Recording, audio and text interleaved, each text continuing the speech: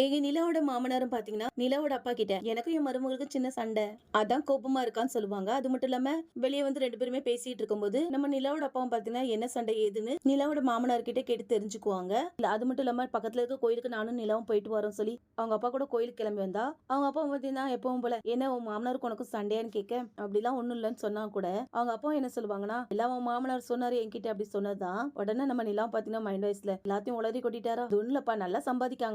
ஆனா ஃபுல்லாத்தையும் குடிச்சிடுறாங்க. அதனாலதான் சொல்லியும் உடனே அவங்க அப்பாவும் பாத்தீங்கன்னா, எதுக்காக அந்த ஒண்ணு இல்லாத வீட்டுல இருந்துகிட்டு இருக்க பாரு, ஒரு டிவி கூட வாங்க முடியல சொல்லி, அந்த வீட்டுல என்னெல்லாம் பொருள் இல்லையோ எல்லாத்தையும் நான் வாங்கி போட்டுறேன்னு சொல்ல, நிலாவும் பாத்தீங்கன்னா எதுவா இருந்தாலும் எங்க வீட்டுக்கு நாங்களே வாங்கி போட்டுக்கிறோம், அப்ப சரிப்பா நம்ம கிளம்பலாம் சொல்லிட்டு வீட்டுக்கு வந்துருவாங்க. வந்த இடத்துல சோழனை திருவண்ணாமலையில இருந்து வண்டி ஓட்டிட்டு வந்ததுல கொஞ்சம் டயர்டா இருக்கு, என்ன ஹோட்டல் வர டிராப் பண்ணிட முடியுமான்னு கேட்க, அதுக்கு என்ன மாமா நானே உங்களை விட்டுறேன்னு சொல்லிட்டு கூட்டிட்டு போவாங்க.